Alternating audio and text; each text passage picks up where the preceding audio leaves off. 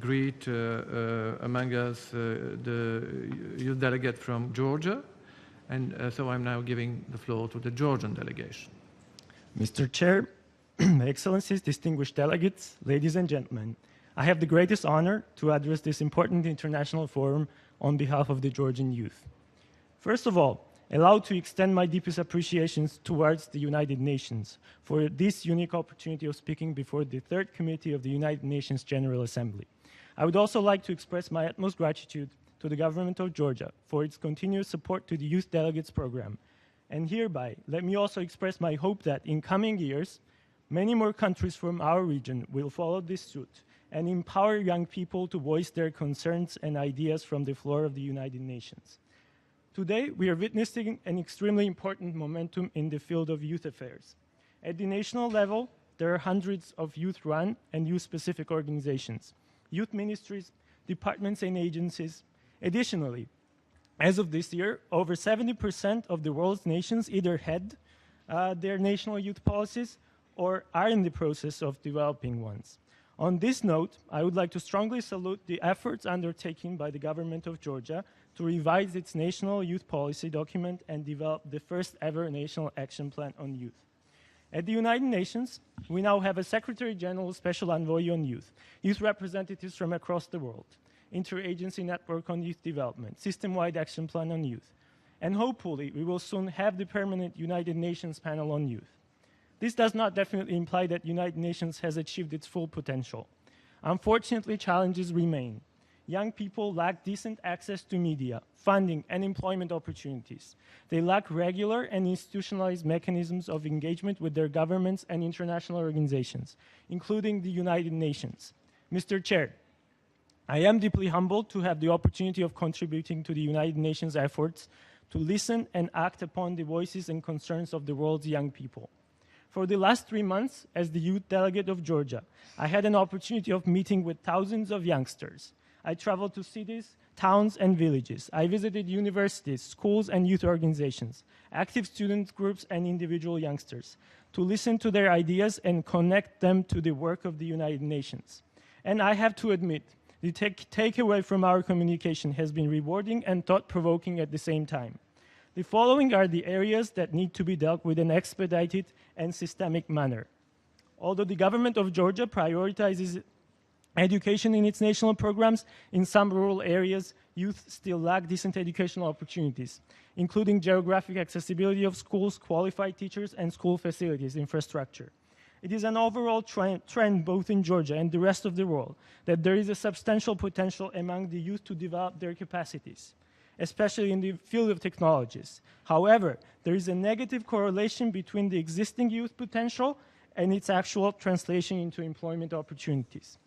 It was encouraging to find out that many youngsters seek further engagement of their disabled peers in the country's political, social, and economic life. However, further national efforts need to be undertaken to advance the rights of the disabled youth.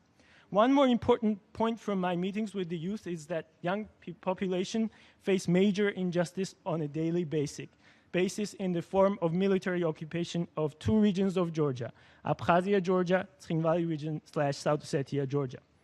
Mr. Chair, one of the main highlights of my statement is the issue of youth in conflict settings, specifically as it concerns to my home country. As a young man who has experienced the evils of war, as my high school was bombed and my neighborhood and town was under military attack in 2008. This experience allows me to elaborate on how grave the impacts of armed conflicts are on the lives of the youth, and what the United Nations' role should be to respond to these issues. As I address this forum today, many of my peers back home are still subjected to repressions on a daily basis. More than 350,000 ethnic Georgians forcefully expelled from their homes in Abkhazia, Georgia, Tskhin Valley region / South Ossetia, Georgia, as a result of 3 waves of forceful displacement and ethnic cleansing in early 90s and in 2008, are deprived of their right to safe, dignified, and voluntary return to their homes.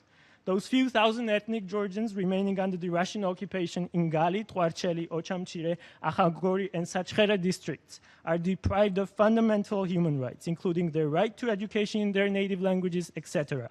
Mr. Chair, less than a week ago, the world celebrated the 3rd anniversary of the German unification.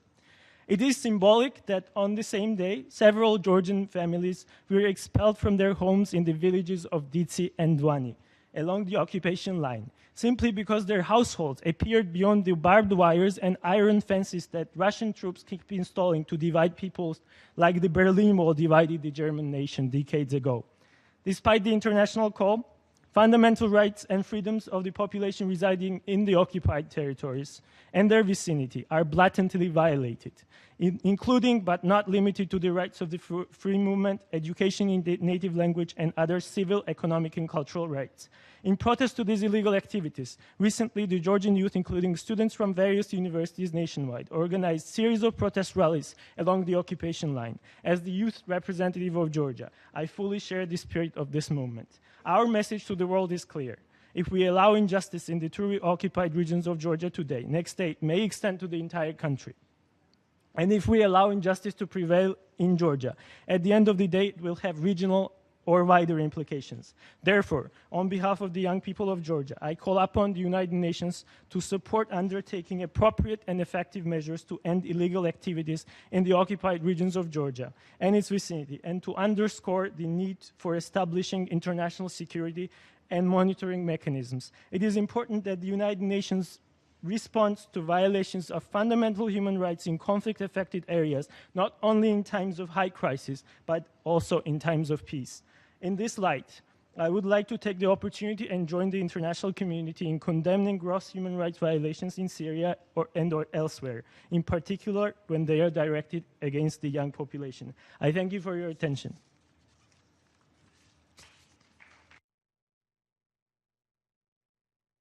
I thank the youth representative from Georgia for his statement.